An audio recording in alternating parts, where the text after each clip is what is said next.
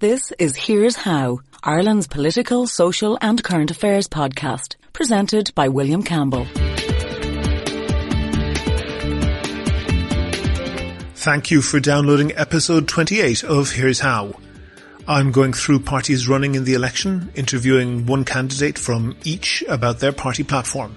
Roughly speaking, going from smaller to larger parties. In this show, I'm talking to a former cabinet minister, the leader of the Green Party.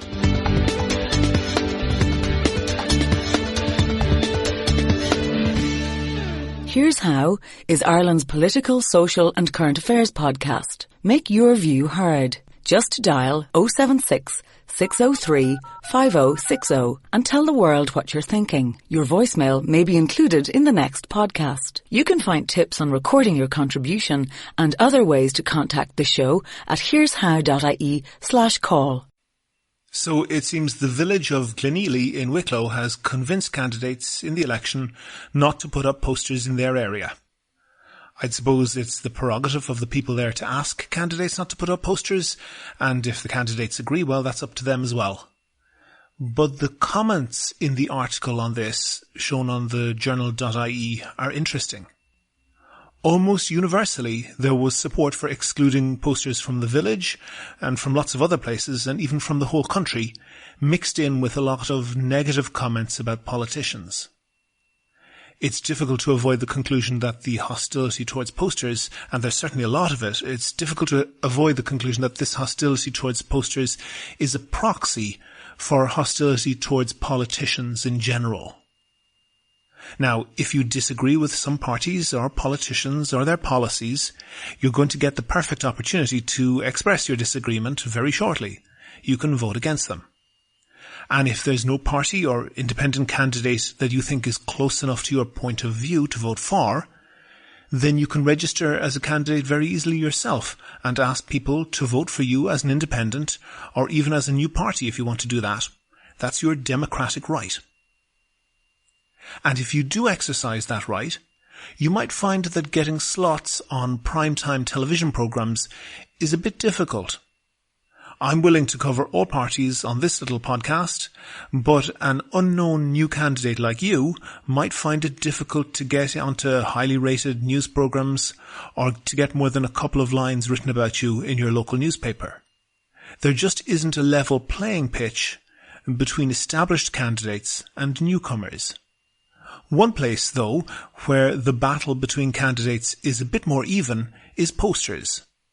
Posters aren't free, but they're relatively cheap. That's why you're seeing them all over the place. And they're a way of informing voters that you're standing for election and allowing them to research and find out more about you.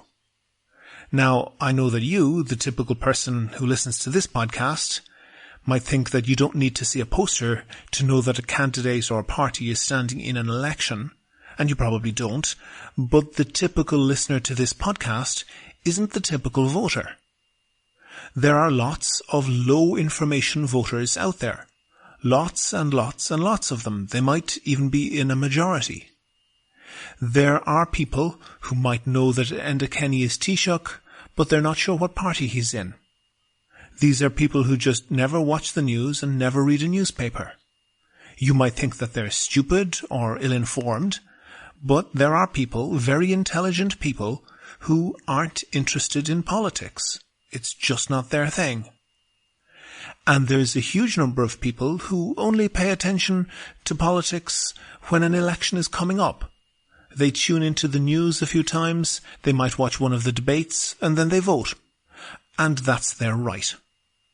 And one way that they realise an election is coming up is they see the posters. And for sure, that's one way to learn where each constituency starts and ends. That's where the posters change. And they learn who is running for each party. People who attack freedom of speech usually don't do it directly. They try to wind it up into some sort of reasonable sounding excuse.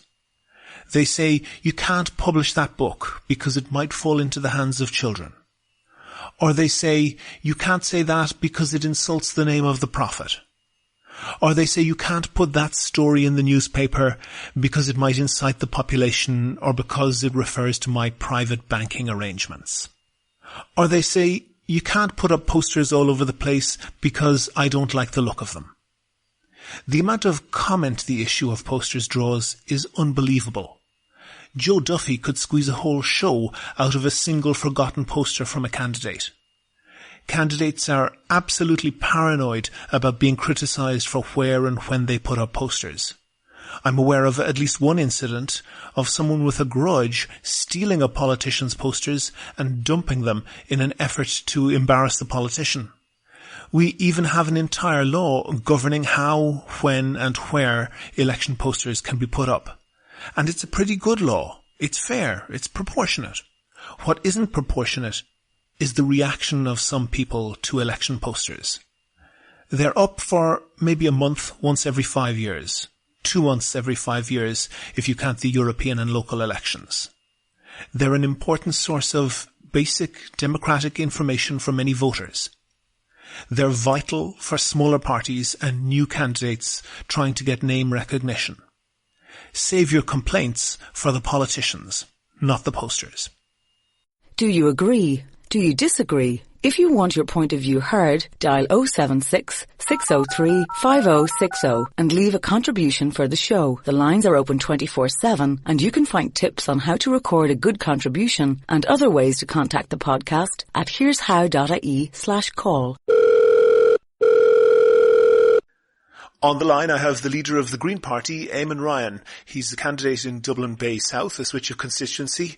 Eamon, you were the Minister of Communications in the 2007 to 2011 Green Party Fianna Fáil coalition. That Communications, Energy and Natural Resources, just to give it its proper title. And it was a fascinating ministry because that mix of communications and energy, I think, is a really good mix. So, yeah. That time in government cost you a huge amount of political capital. Now, I suppose political capital is there to be spent, but you really spent it. You lost every single seat in the Dáil, including your own and both of your senators. You spent the political capital. Do you think that you got value for it? I do. I mean, I suppose politics is a tough business. You're not guaranteed anything. There's certain reassurance, I suppose, from our side in that every single Green Party in Europe that's gone into government has pretty much suffered the same fate of losing all their seats. It happened to the German Greens in the early 90s, happened to the Swedish Greens, the Belgian Greens, the Czech Greens, ourselves. And they've all come back, and I think we can too. And in a way, you come back stronger because you have experience of how the public civil service system works. And yeah, I mean, we were in government in a tough time. I mean, okay, but having spent that, you really took a hit. What did you get for your money? I think, well, various things. Give me the top three achievements. I think firstly, we took the economic decisions that were really tough. Our country, all the analysis shows that the problem we had in the country from 2007 onwards was set in that we had a property bubble and a banking bubble that was going to burst and a budget imbalance that was going to be hugely difficult to manage. I suppose we decided, and my experience goes back to the 80s in Ireland when we had a similar sort of deep recession, and then a whole load of governments just lasted for 6 months, that they weren't able to actually do what had to be done to get the country out of a difficult situation. We decided that our own economic analysis was we did have to manage the banking bubble bust and manage the budget crisis, and we did that. Hold on a second. You're saying that you managed to agree with what essentially was Fianna Fáil policy and turns out also to be Fine Gael and Labour policy. What was the added value of the Greens? Well, hold on a sec here. First of all, I suppose I was working very closely with the Minister of Finance then, Brian Lennon, and I did. I mean, my assessment is that his analysis, similar to our own, was on what we do, was better than what I was listening to Joan Burton or the Fine Gael on the other side of the house. So my sense was, okay, we have the right broad approach. It was bloody difficult. And we inputted to it. It wasn't just a Fianna Fáil policy. For example, all the budget decisions or all the analysis is that the budgets at that time, in very difficult time, were progressive. That in the massive shift we had to make, we put the burden on the wealthier more than the poor, and that was part of our influence on government. We were able to make sure that certain areas were tried to protect them as much as possible, particularly in education spend, particularly in the areas like overseas aid. Hang on a second. Did you say you put the burden more on the rich than on the poor? But there were certain billionaires who didn't share the burden. The bondholders weren't burnt. Now, you weren't in a financial ministry, so maybe it's understandable that you weren't the person who was up to speed and right at the centre of the banking guarantee decision in 2008. But would you accept even if it was a forced error, that was an error. No, hold on a second. The inquiry has been useful that we just conducted. It sets out that actually that bank guarantee decision was worked in advance. It wasn't just on the night. Our own leader, John Gorman, at the time, was in talks with the Minister of Finance and the Prime Minister before the actual decision. And yes, our analysis was similar to what was going on in the States, similar to what was going on in the rest of Europe, that we had to learn the lessons from the 1930s. You don't just let the whole thing collapse. No, you don't let the whole thing collapse. But at one point in that period in the United States, they were allowing one bank per week to collapse. So they made a very careful decision as to who they would bail out and who they didn't. Perhaps not as careful as they should, but certainly more careful than was done in Ireland. Yeah, was but it really? What benefit did the Irish taxpayers get from bailing out the bondholders in Anglo-Irish Bank? Just bear with me a second, Eamon. Sure. Firstly, you're right that some American banks went, but after Lehman's went at that time, there was a clear signal to the whole Western world that we were on the very edge of an incredible crash, similar to the 1930s, and there was a clear message, clear direction. Don't let the banks go, because that could lead to 1930s sort of collapse. And we saw what that led to. From Geithner, from Bernanke, from the European Council, from just about everyone.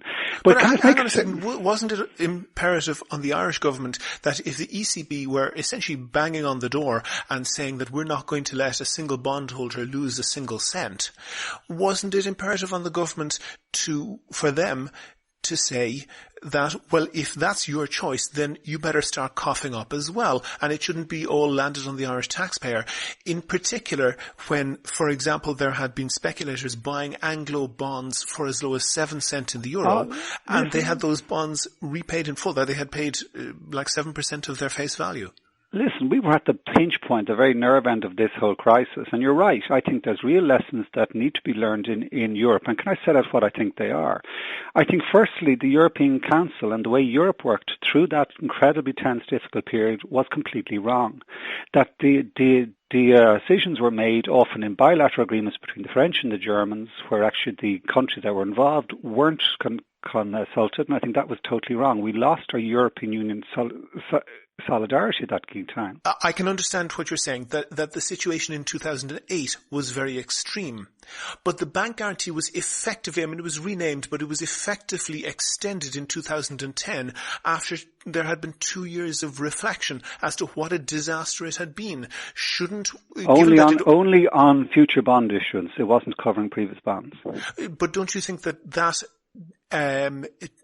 expiry of it put you in a position to say, we're getting out of this now. If you want us to guarantee in the way that you want us to, then you have to start negotiating. We were negotiating all the time with the ECB, and Seriously, as I said, I think of course, and the ECB lost its nerve and made a mistake, and I think that I think there's real questions in Europe as to how the ECB acted at that time, how the European Council acted. It seems to me that the Irish government didn't communicate that if the deal was bad enough, they would press the nuclear button. No, well, what we did at the time was we wrote a 4-year plan which set out how we would balance our budget. And 4 years on, okay, there was a change of government. The previous opposition, who'd said they wouldn't do anything along the lines of what we were doing, followed the exact same policy. They had the same problem with Trichet in early 2011, where again they did extract a better deal.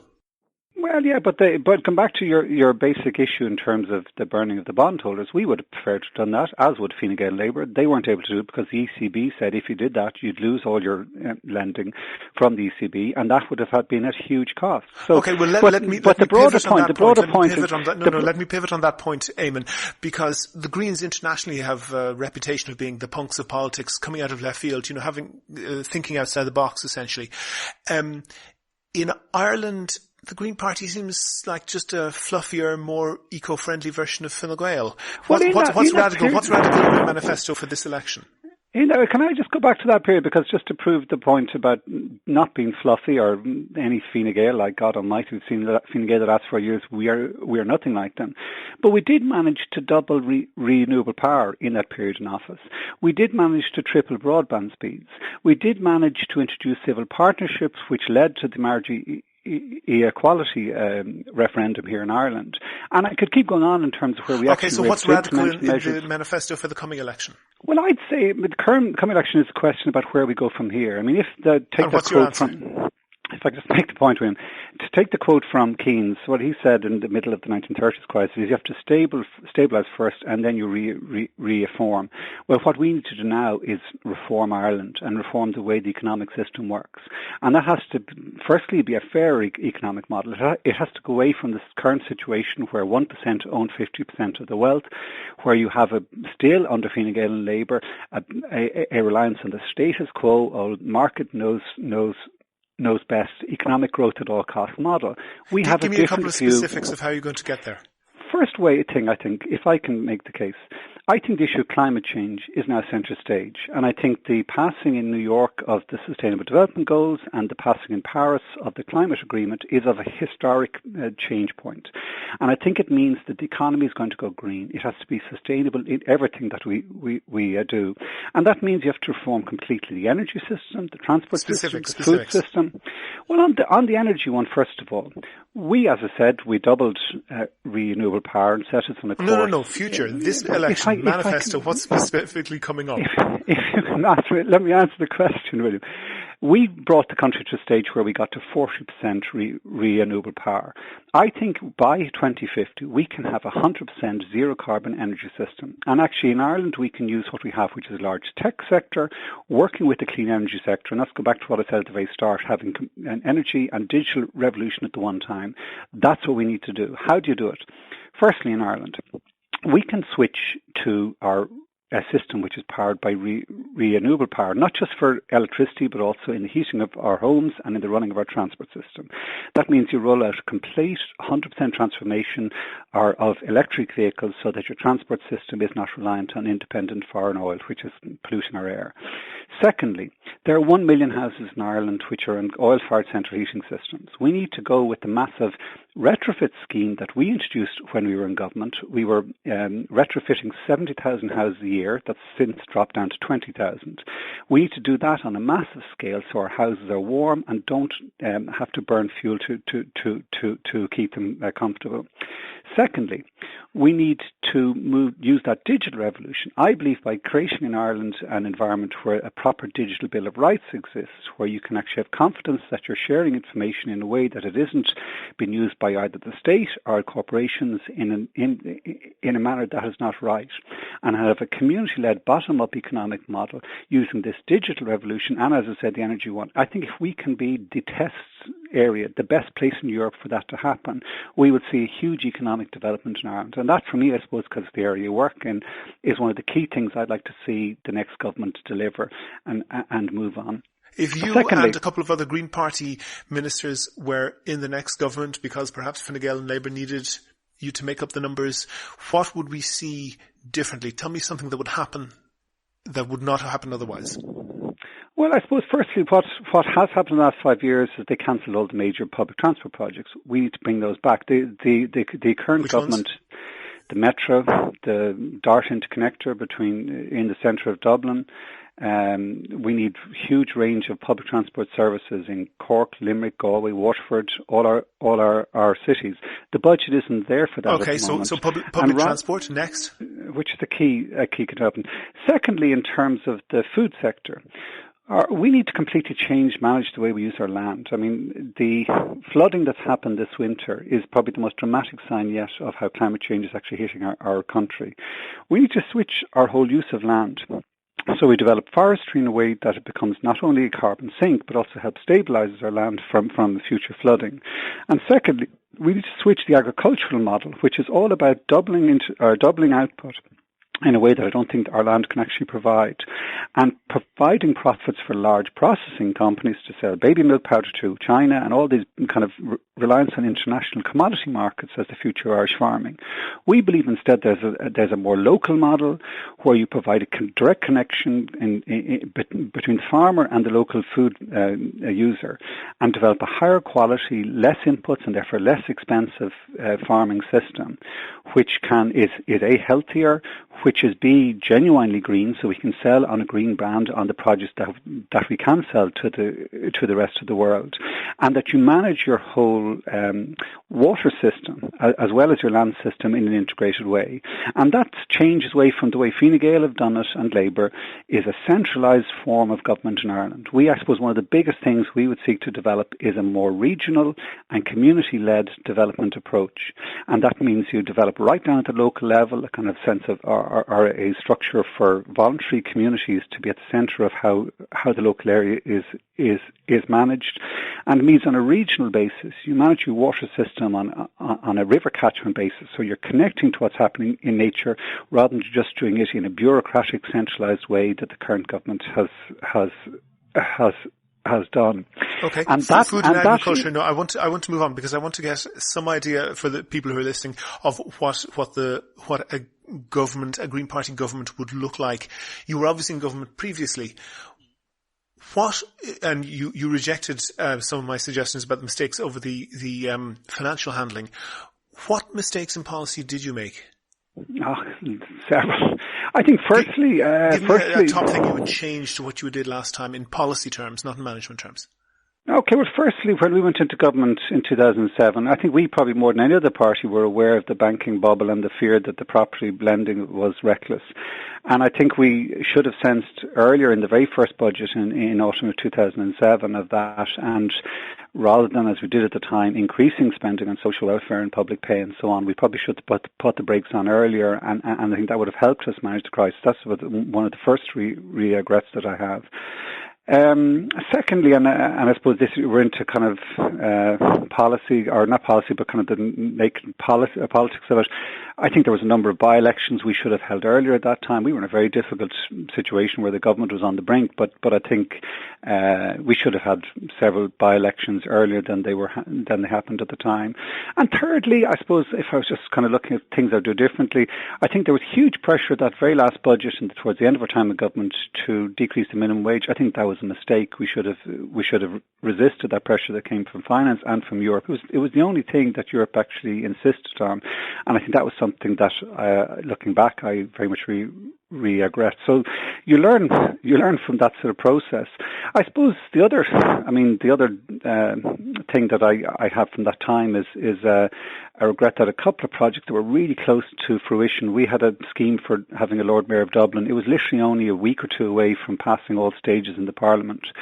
And unfortunately, we just ran out of rope, and that didn't go through. I really regret that, because since then, Fine Gael Labour have taken it away and pretty much returned our politics back to a centralised model. And I think that, as I said, is the thing we need to get right, is start to strengthen local politics, because our national parliament is probably too concentrating on kind of local day-to-day issues and not looking at what's happening in the wider world and nationally. Okay, couple of straight-up questions.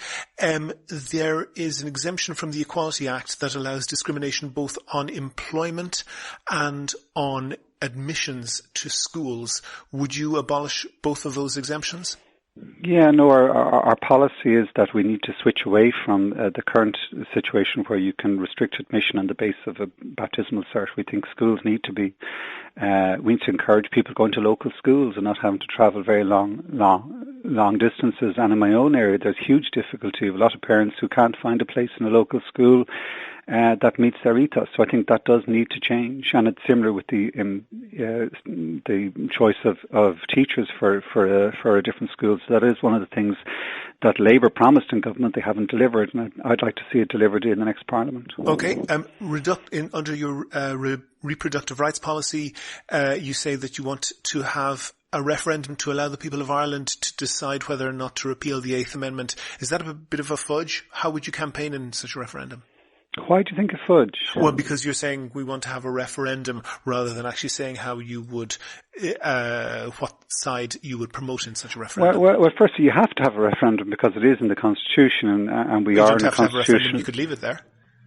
But I prefer not to. I don't think the current situation is working for the mothers of Ireland particularly. I think we should. So you prefer to remove the Eighth Amendment? Yes, and I think it was a mistake in the first place way back in the 1980s. I think, listen, the current situation where Irish mothers are going to England, why, the fact that we're passing this problem or sending our women abroad who are in that situation, I don't think it's tolerable or right.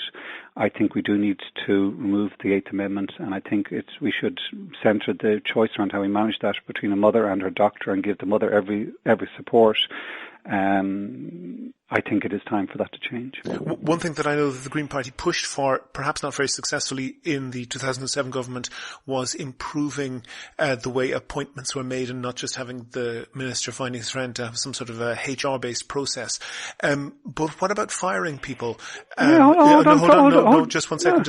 Okay. I'm specifically thinking of, there have been massive corruption scandals in the Gardaí, and we see more recently in the HSE. To my knowledge, almost nobody has been fired in the HSE, and absolutely nobody has been fired in the Gardaí in a whole range of scandals. Just before I answer that question, you said we didn't do something successful in changing the appointment scheme, and I have to come back and say I don't agree with that, because I radically changed the way we appointed to boards that I was had charge of. For example, sure, but my point, Eamon, was that the Green Party wanted a systemic change to that across government, and that didn't happen. And I did do a systemic change in that all the appointments that we did, all the new bills that we did, were their appointments, we gave the power to the Parliament. We handed over power to say half of the appointments would come from the Parliament, not just the Minister. And I thought that was a radical change, and it's worked. It's worked really well. Now, Labour and Fine Gael haven't kept it up, but we did in our time make sure that any new board appointments were done on that basis. Okay, but just to put that aside and to go, I'm focusing more. We've had scandals. We've had nobody has been prosecuted. It's nearly a decade since the first report of the Flood Tribunal, and the most recent question answered from the Attorney General was that she still has not advised the Gardaí on whether or not to begin a criminal investigation into the report of the Flood Mahon Tribunal. Would you favour a more muscular policy for firing people who are incompetent or corrupt?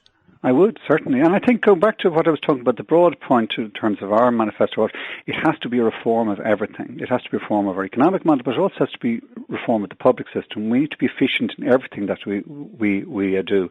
And part of that, I think, is a very clear mechanism which doesn't exist at the moment, where public servants are not fulfilling their duty, where they're actually holding back the rest of their colleagues. There has to be a mechanism to actually take them to get them to leave their post. And I think that is the sort of reform that's not popular, it's not easy, but it's one of the changes that has to make. And one of the, I suppose, benefits you have of having been in government is you understand exactly how the public service works, and you can see where the case for reform is needed. And that's one of them. It's not to be anti-public servants, but I think they themselves realise that people who are actually the very small minority who are either negligent or who are not working in their job in the way they should, that undermines other colleagues, and therefore you do have to have a mechanism of saying that their employment they get the sack. Rights are taken away. Yeah. Eamon, one last question. In one sentence, why should somebody in Dublin Bay South vote for you? Because I think I have the experience to help the National Parliament look ahead into the future. Our slogan in this election is Think Ahead, Act Now. We need to think long term. That's more than one sentence. Eamon Ryan, leader of the Green Party, candidate in Dublin Bay South, thank you very much for talking to me. Thank you, William. Never miss a show. Follow at Here's How Podcast on Twitter and like Here's How on Facebook for updates on each show's contents. And that's almost the end of episode 28 of Here's How, Ireland's political, social and current affairs podcast, published on the 5th of February 2016. I'm continuing the interviews with party spokespeople in the run-up to the election. Next up is the Social Democrats. I might cover other topics also. If you can think of a topic or you want to suggest someone to include, and that could be yourself, then let me know. If you like the podcast, please go on iTunes and give it a rating or even write a nice review. Also, please like the show on Facebook. Please follow at Here's How Podcast on Twitter. And of course, subscribe to the show. You can use iTunes, Stitcher, TuneIn Radio, or any other podcast app or software. You can do all of that or get in touch with the show right from www.here'show.ie. Or if you're going out canvassing, you could tell everyone you meet how great the podcast is. The next show will be uploaded shortly. The Here's How podcast is produced and presented by me, William Campbell. Thank you for listening.